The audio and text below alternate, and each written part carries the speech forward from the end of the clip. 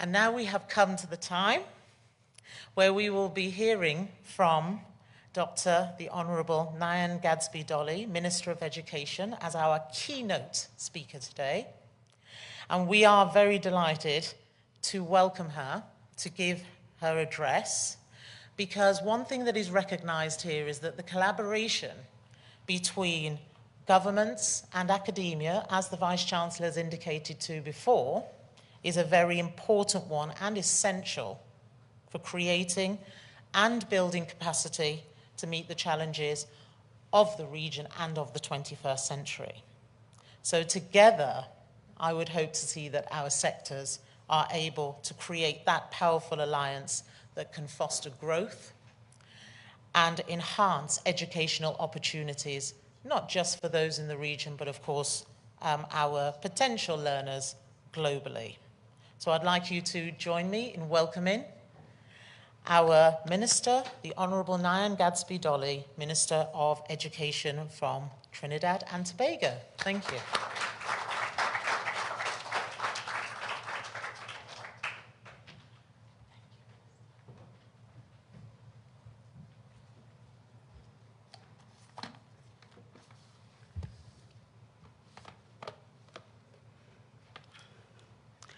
Vice-Chancellor, 4 Vice-Chancellors and Principals, representatives of the IDBI, UE family, our viewing and listening audience, good morning.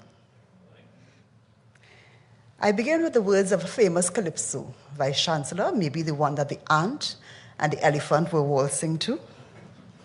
One race, the Caribbean man. From the same place, the Caribbean man.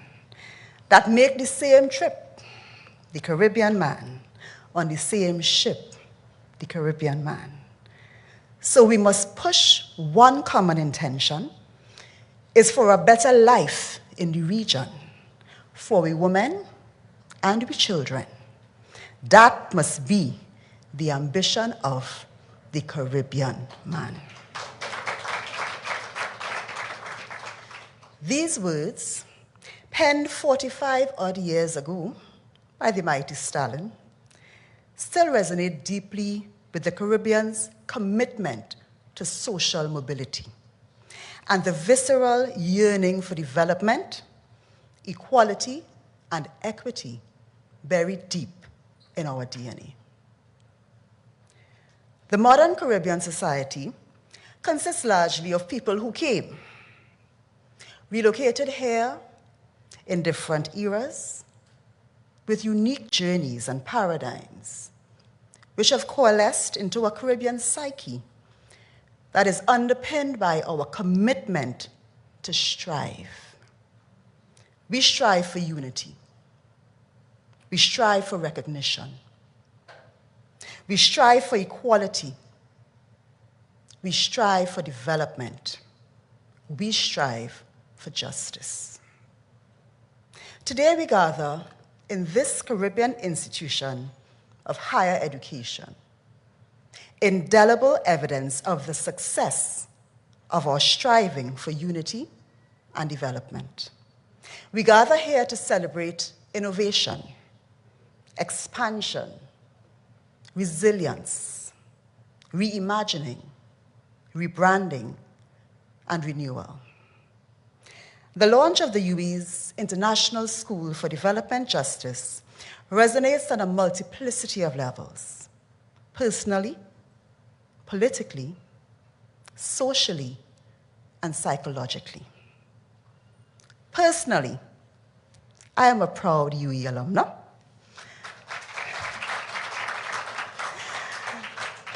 As are many of the leaders in our region. Being able to live and study in the Caribbean in our own region-grown institution promotes nationalism and regionalism, which are critical precursors for impassioned, collaborative, and productive striving. To see the UE moving purposefully into the global online education market is a proud experience, as it places us, the Caribbean, into a space dominated by non-Caribbean players. It is bold, frontal action, which signals our intention to sit at all tables in all sectors. As a Caribbean woman leader, this evokes strong sentiments, as it brings to mind our assertiveness in another sphere, the region's leadership role in gender equality. We Caribbean women, we sit at our tables. The Caribbean leads in this regard and will continue to lead. This region has the third highest level of parity globally at 74.3%. We, the UE, the #1 university in the Caribbean, and rated within the top 1.5% of universities in the world, we have led. And we now step further into our established leadership position as the first institution of its kind to offer access to online higher education, which is grounded in the core principles of social justice, equity, and ethics. This is worthy of our pride.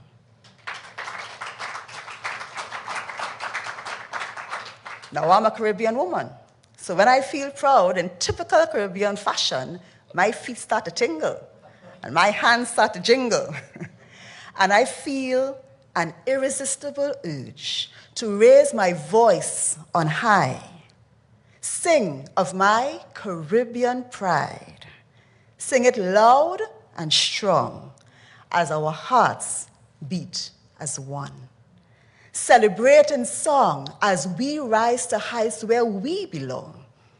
Sound the victory drum for CARICOM. This quote from our official CARICOM song segues smoothly into the political pride I feel today. As Minister of Education, in a country privileged to host a landed UE campus, I am acutely aware of the intricacies of its financial operations. The unstinting, unwavering, and consistent commitment of the governments of the region to the UE has been nothing short of remarkable, and this must be applauded and preserved.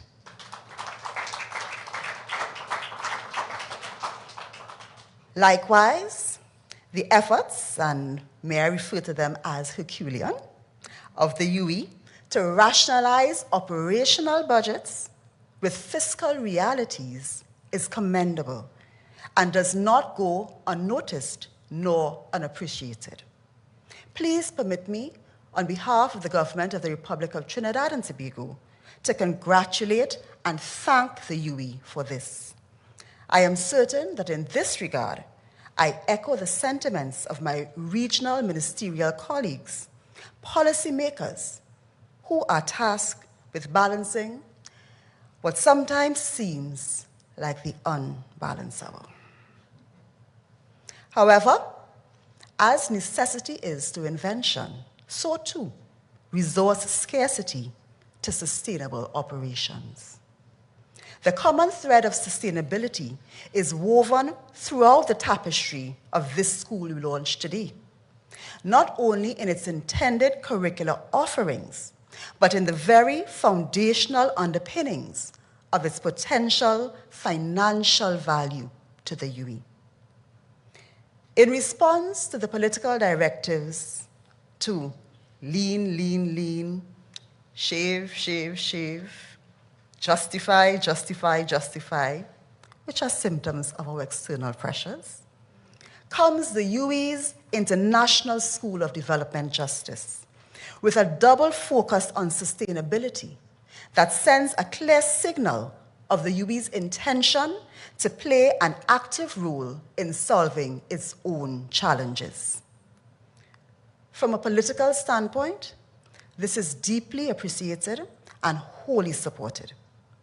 For we must not hide from, nor try to outrun our challenges, and worse yet, resort to hiding our heads in the sand. We must face them like the resilient Caribbean people we are and find innovative solutions. Our ancestors were revolutionaries and solutionaries. We are no less so. The UWI's International School of Development Justice is both a revolution and a solution. And the research and data-driven decision-making associated with this project lie at the heart of the hope and, I dare say, expectation of success by which it is regarded by the governments of the region. Indeed, even as we, the policymakers, celebrate this milestone with the UWI, we appreciate that the journey now starts. And to the implementing arm, the Global Campus, I offer these words. Do not give up. Don't let up. For we were put here to survive. We are in charge of our lives. Never look back. Look ahead. Never say die till you're dead. I say to travel on, UWI. Travel on. The students of the Caribbean, the quality of our society, and the ascendancy and competitiveness of the Caribbean region rely not on just a surviving, but a thriving UWI. The data tells us, Vice Chancellor, that there are approximately 50,000 students pursuing various tertiary level certifications across UWI's 5 campuses, at tuition rates heavily subsidized by the governments of the region. These graduates form our professional cadre, the citizens who drive the national developmental agendas of our archipelagic states.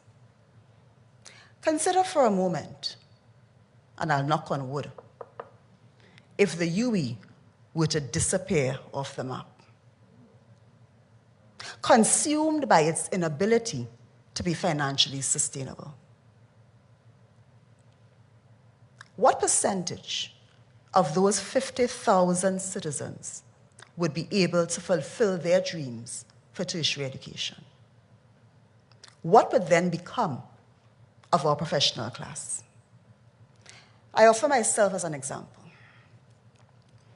In an education landscape without a UWI campus in my homeland, and without government policy which provided tuition assistance, what would my own trajectory have been?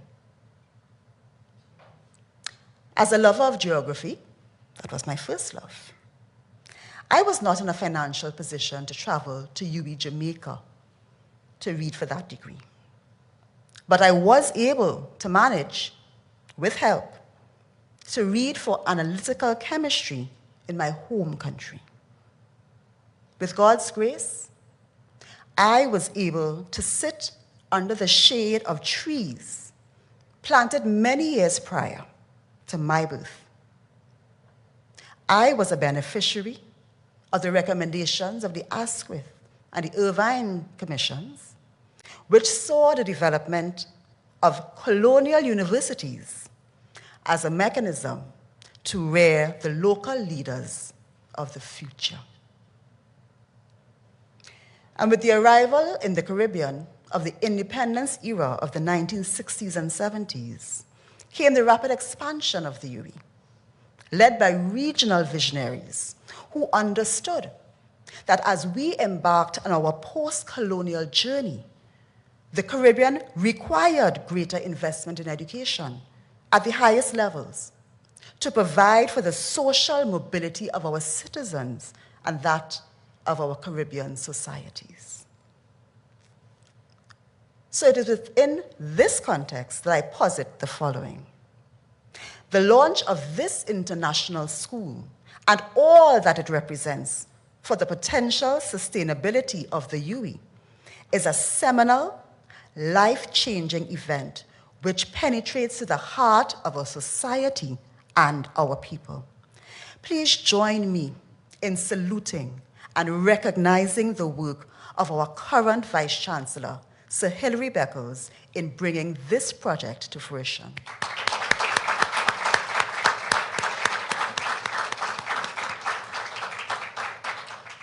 This project is as significant to the young citizens of today, including my own two daughters, who are students of UWI, as it is significant. It is as significant as the work of Sirs William Arthur Lewis, Philip Sherlock, and Roy Marshall, former vice-chancellors of the UWI, during whose tenure much of the university's expansion was accomplished. Last, but by no means least, I tarry just a little longer to address the psychological impact of this school's launch. It is, to me, indeed apt that the UWI, a Caribbean university with a colonial history, seeks to offer training in development justice, which is grounded in redistributive justice, economic justice, gender and social justice, ecological justice, and accountability to peoples. The Caribbean region itself has much to benefit from a more socially just world. Therefore, who better to champion the training of professionals globally in these areas? As small island developing states, which are at great risk from climate change, whether it be loss of coastlines and beaches, infrastructural damage due to hurricanes and extreme weather, or the loss of agricultural productivity due to unpredictable weather patterns, the paradigm from which our UWI faculty can approach such issues is as authentic as it gets, and one can only imagine the impact on the quality of teaching and learning. What we know as the UN developmental goals today are not new in principle, but form the basis of the UN's several developmental campaigns since 1960. These campaigns started as efforts to reduce world hunger, but broadened in scope to economic development, illiteracy, and disease. The objectives of these campaigns over many decades have not been completely met, and some have attributed this to the lack of will of developed countries. Whether this is so or not is a secondary issue for us in the developing world. Our primary concern should be to support in every way we can the achievement of the current Sustainable Development Agenda and its accompanying 17 goals. This holds great promise for the potential and progress of the Caribbean region. Therefore, by introducing the International School for Development Justice, the UWI has joined the battle, taken the bull by the horns, and is now fully engaging citizens of the Caribbean as architects of their own future. If Be the Change You Want to See was a university, it would be the University of the West Indies.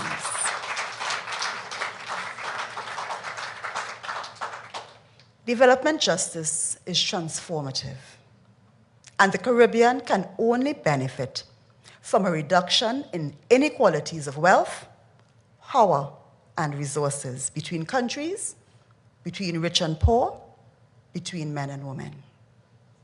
For the sake of our progeny, for the sake of the Caribbean, we must do all that we possibly can to succeed in raising up a generation of leaders that collectively value human development over economic growth and operate from a standpoint of social, ecological, gender, and economic justice.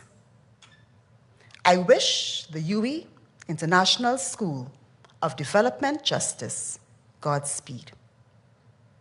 Ladies and gentlemen, The pleasure has indeed been mine to have had the honor to contribute these few words and thoughts at such a momentous occasion. And as I thank you for the privilege of your attention, I once again extend my deepest congratulations to the Vice-Chancellor, the entire team, and to the UE, and leave us with these words. There is a light that is rising from out of the West, and proud bearers of that light are we. So we follow those whose work has brought glory to the name of the University of the West Indies, making a better world for you and for me. May God bless us all.